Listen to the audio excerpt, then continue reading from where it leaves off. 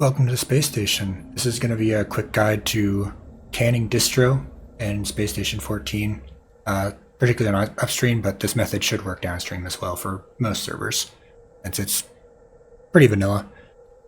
If you've ever tried to use these air canisters, you know they suck because they don't hold that much air in them by default. They're pressurized to 4,500 kPa, which means they've got I use nitrogen moles to calculate this and just assume equal percentages.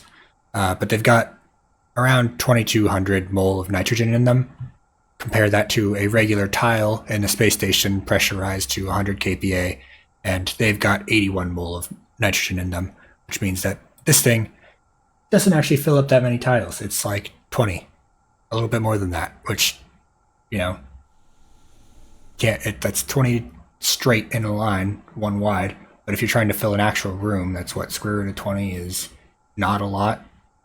Like a 5x5 room, you're gonna have a bad time trying to refill any important locations with one of these air canisters. What we can do though is we can overpressurize a canister. So by default, with a volumetric pump, you can bring the pressure of a canister up to 9,000 kPa, which will double the amount that you can fill up. That's still only 50 tiles worth, which, again, you might be able to fill medbay, but you're not going to fill a whole department with that. So that's no fun. We're Atmos techs. We're going to have a bad time. So this is my distro cannery. The way it works is you've got distro coming in on the top. You pump it into this setup, which holds air in this top chamber. You've got a canister on this port, which just good for having there because eventually you're going to need a canister there to move it around, so just have it locked in to begin with.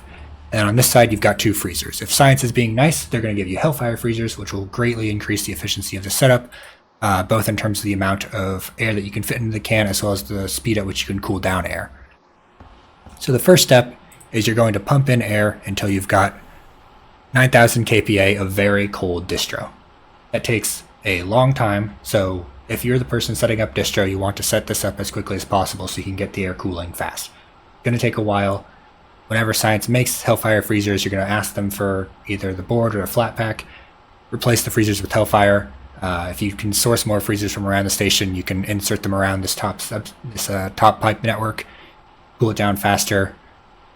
Cooling is definitely the slow step in this. You might be thinking the heating's the slow step. If you've ever tried heating a canister before, it takes fucking forever with heaters. The goal of this is to not use a heater because heaters suck. So I'm going to play a time lapse on the side of how long it takes to cool down a canister using two Hellfire coolers. It takes a long time. Once the canister is cool though, then we get to this hot loop side. And in this hot loop, we've got a tiny burn chamber, just a little 2x2, and underneath it we've got radiators. Oh, I put these backwards. Oh, whatever. Doesn't matter. We've got two radiators. One on the air side and one on the hot burn chamber side. And when it comes time to reheat the canister, all we're going to do is turn on this pump to get the plasma in this loop cycling around. What that'll do is the hot chamber will warm up the plasma, and then it'll push the warm plasma through this chamber and radiate off through convection. That will very quickly reheat this canister up to room temperature. Can't bring this canister around when it's below room temperature because that'll just freeze anyone that you're trying to bring air to. You have to reheat it to room temperature, which will make it breathable, but then also overpressurize the canister to way over 9,000 kPa. And doing this with this setup, you can create canisters with, I believe the maximum is around 600 tiles worth of air, which is a 30 times increase over the default air canister, which 600 tiles is a ton. You can refill an entire department with one canister. In addition, since canisters hold a lot less air than individual tiles, like in terms of volume, these two tiles that are open to this pipe network thanks to the passive vents hold enough air to fill up a couple more canisters on the side. Each individual canister won't hold the full 600 tiles worth because you'll lose pressure over time, but the second canister you pop in will hold 500, the next canister will hold 400, the next canister will hold around 300. And you can keep going from there, keep emptying the thing until it's roughly done. I wouldn't bother below 300 though, because below that point you might as well just throw an air grenade. Anyway, with one of these canisters, you can very quickly refill an entire department. So inevitably, bed bay or sec gets bombed, patch it up, bring one of these massive canisters over, refill it real quick. It is important to note that these overpressurized canisters, despite being full of breathable distro, are extremely dangerous. Because by default, when they're unlocked, anyone can mess with this window and can crank the release pressure up above 101 kPa. And if it gets past 500 kPa, people start dying. Because then you've got too much pressure in the air, and anyone without a hard suit, which is most of the crew, is going to get blunt damage and have a terrible time. So when you're walking around with these, make sure you leave them locked, and then when you go to use them, make sure that you leave them at 100 kPa. Alright, I'm going to do a quick voiceover of building this. The stuff you're going to need is reinforced glass. You want to use reinforced because this thing is dangerous to have out in the open. You're going to need your wrench. You're going to need a gas analyzer, which you should just start with as an Atmos tech. You're going to want a networking tool. You'll start with a multi-tool, which will work the same. And then you're going to want to have some way of starting the burn chamber, which the good way to do it is a signal and igniter, but everyone uses flares, so you can do that if you want.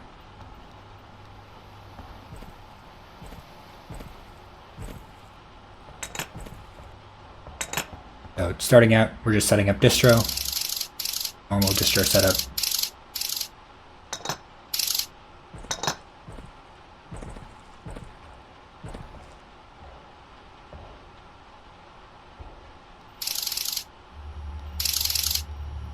Put some junctions on this so that we can have other ways to access the pure gases after we're done. That should be a cross, not a T. And then we're going to put a T on the distro output because we want to put that into our cannery.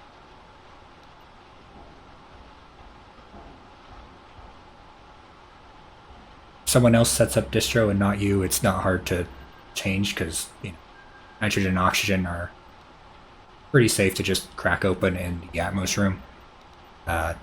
It's a bit harder to get the tag mix if someone doesn't give you a junction on that, but generally the tag mix isn't going to be set to max pressure, so you can just scrub it up real fast. Or turn off the pump and it'll clear the pipe, no problem.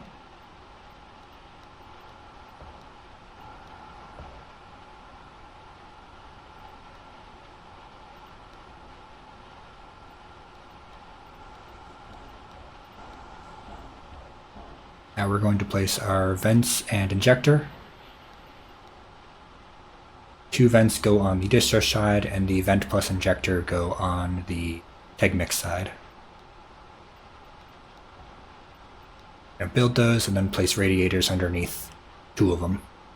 Corner radiators. Straight radiators, for whatever reason, can't go underneath vents and injectors, but corner radiators can. We're going to get 2 pumps. Volumetric. Ideally, you want the want to push gas into the hot side and pull it out of the cold side. Realistically, it doesn't make that much of a difference, so don't worry about it if you get it backwards. We're going to connect those in a loop, give it a T-junction, and then a way to fill it with some kind of carrier gas. Plasma's the best, but anything works, honestly. If you do use nitrogen or oxygen or carbon or water vapor on this loop, you're going to want to vent in case you overpressure. You use plasma, you can just fill it to 200 kPa and it's fine.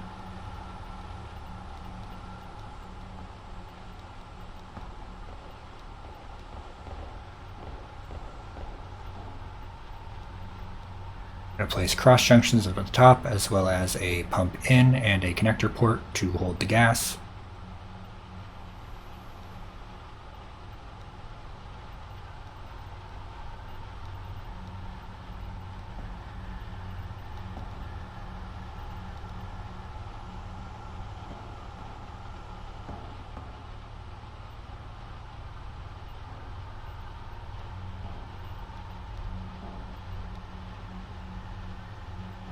And then we're going to set up our burn chamber with a manual valve for releasing the water vapor in case it gets cold, and then a gas pump to push it in.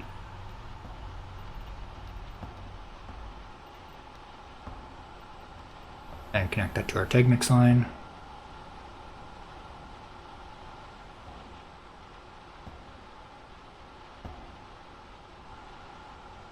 turn the valve off so we don't vent our mix right away.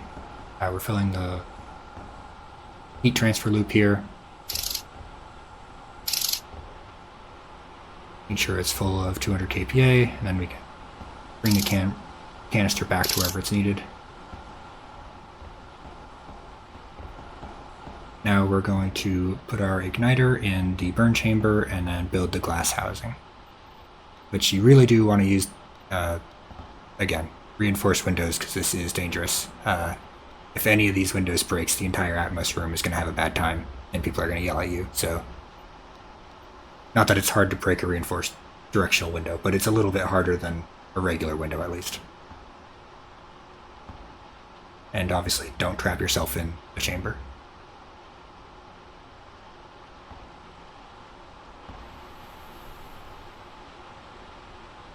Now we stop cycling the heat transfer loop.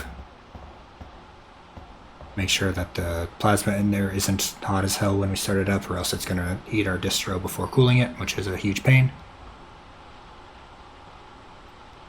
And now it's empty, we can start our burn chamber with our turning on the pump and then the igniter.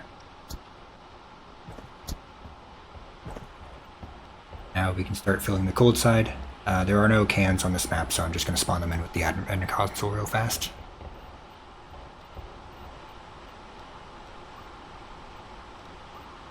And you can either use an air canister or an empty canister. Both are fine. It technically is air in there, even if it's dangerous. And then regular ass freezers to get it started, and then once science makes them, you can replace these with Hellfire freezers, which if you do use Hellfire freezers, you should put them in a little airlock so that they don't freeze the atmos room. Hellfire freezers leak some of their power into the surrounding environment and cool it down, and that's no good. So cordon them off with a bit of a glass and an airlock.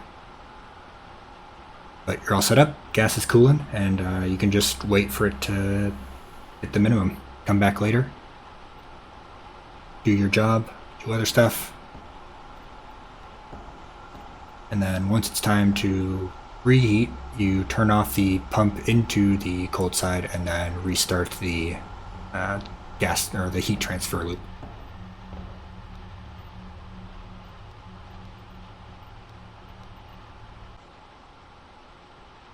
Alright, this is a quick voiceover. You'll notice the design's a little bit different because it's a previous iteration, but this is just showing how I reheat the canister once it is cold and I want to bring it up to room temperature again. To start with, I just set the pressure, the volumetric pump to 2, then 20, then 200 to slowly ramp it up so that I can see how quickly the temperature is rising. And as it approaches room temperature of 20 Celsius, I bring it down to 20, then down to 2, then turn it off completely. It's really easy, but you have to watch it the whole time or else you are going to heat it up past 200C, 20C, at which point you just cry because your life's work is over. You're never gonna, you can cool it back down to 20C, but it's a massive pain in the ass and not worth it. Do make sure that you set your freezers to either off or to 20C, because if they are trying to cool you as you are reheating it, you're just wasting energy, and also you're fighting the freezers, which you don't want to do. Just turn them off beforehand, it's real easy.